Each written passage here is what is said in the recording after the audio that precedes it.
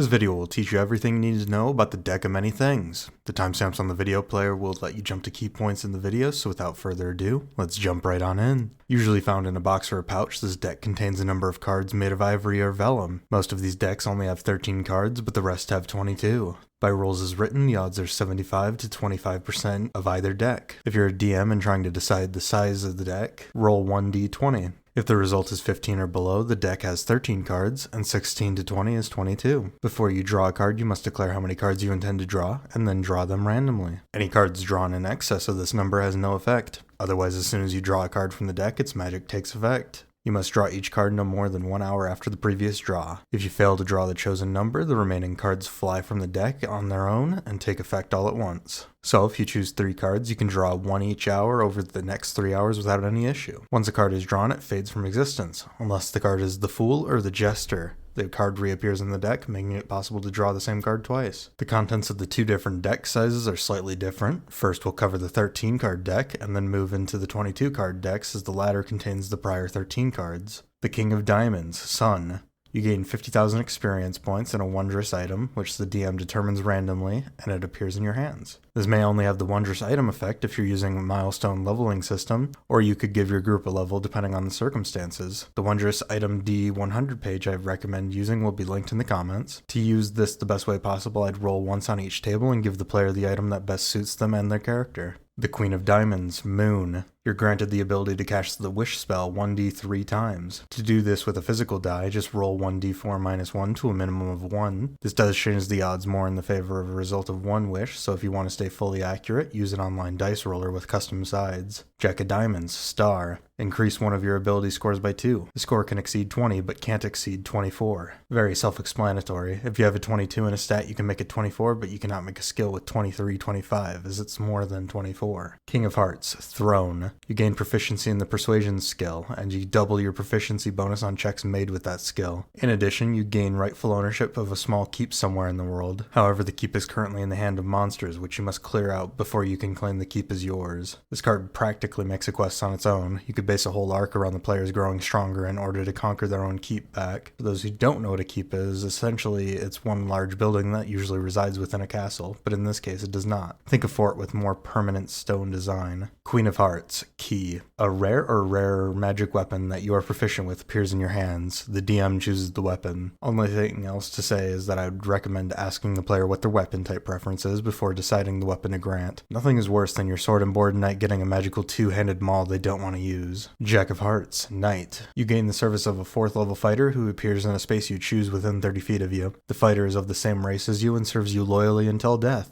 believing the fates have drawn him or her to you. You control this character. Basically, you get to make a 4th level fighter class character and control them. You do not get to multi-class this character, and there is nothing rules as written that they gain experience or levels, though your DM may allow it. King of Clubs, the Void. This black card spells disaster. Your soul is drawn from your body and contained in an object in a place of the DM's choice. One or more powerful beings guard the place. While your soul is trapped in this way, your body is incapacitated. A wish spell can't restore your soul, but the spell reveals the location of the object that holds it. You draw no more cards. This card is video worthy in and of itself, and I'm trying to maintain viewer retention rates. If you want me to cover ideas for this in a separate video, comment below. Queen of Clubs, Flames. A powerful devil becomes your enemy. The devil seeks to ruin and plague your life, savoring your suffering before attempting to slay you. This enmity lasts until either you or the devil dies. A reminder that devils are practically speaking immortal on the material plane, simply coming back to life in the 9 hells. So this is going to be a nightmare for your player unless they convince the party to go to the 9 hells and kill the devil for good. Jack of Clubs, Skull. You summon an avatar of death. A ghostly humanoid skeleton clad in a tattered black robe and carrying a spectral scythe. It appears in a space of the DM's choice within 10 feet of you and attacks you, warning all others that you must win the battle alone. The avatar fights until you die or it drops to 0 hit points, whereupon it disappears. If anyone tries to help you, the helper summons its own avatar of death. A creature slain by an avatar of death can't be restored to life. I will add a link to the stat block of the avatar of death in the description below.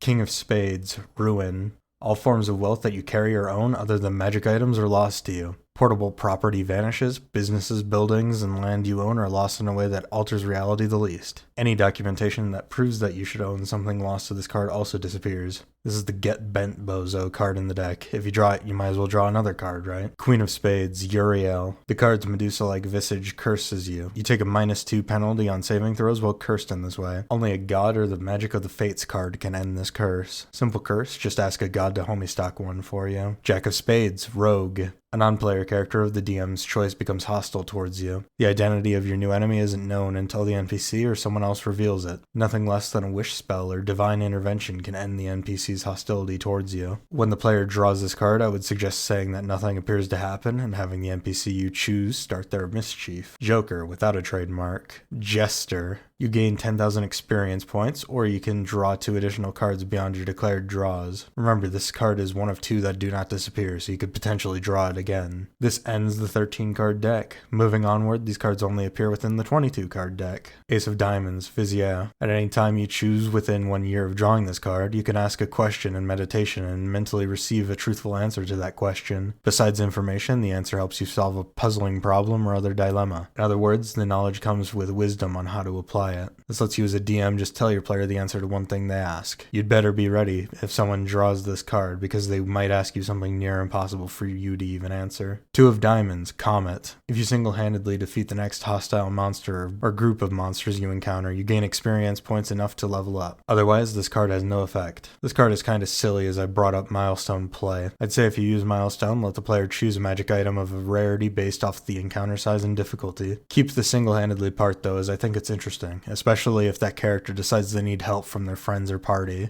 Ace of Hearts, the Fates. Reality's fabric unravels and spins anew, allowing you to avoid or erase one event as though it never happened. You can use the card's magic as soon as you draw the card or at any other time before you die. This card can break the universe and should be used carefully. Or you could use it like Tracer's recall ability from Overwatch and get a day do-over with your party. 2 of Hearts, Gem. 25 pieces of jewelry worth 2,000 gold pieces each, or 50 gems worth 1,000 gold pieces each appear at their feet. It's money, simple as. Ace of Clubs, Talons. Every magic item you wear or carry disintegrates. Artifacts in your possession aren't destroyed, but do vanish. This is Ruin's meaner brother. You can decide whether the deck of many things destroys itself or sticks around to tempt the player into drawing another card. But if you want to run it raw, the deck would also be destroyed. 2 of Clubs, Idiot. Permanently reduce your intelligence by 1d4 to a minimum score of 1. You can draw 1 additional card beyond your declared draws. If you aren't first, you're last. Go on, draw another card. Ace of Spades, Donjon. You disappear and become entombed in a state of suspended animation in an extra-dimensional sphere. Everything you were wearing and carrying stays in the space you occupied when you disappeared. You remain imprisoned until you are found and removed from the sphere. You can't be located by any divination magic, but a wish spell can reveal the location of your prison. You draw no more cards. 2 of Spades, Balance. Your mind suffers a wrenching alteration, causing your alignment to change. Lawful becomes chaotic. Good becomes evil, and vice versa. If you are true neutral or unaligned, this card has no effect on you. Joker, with a trademark, Fool.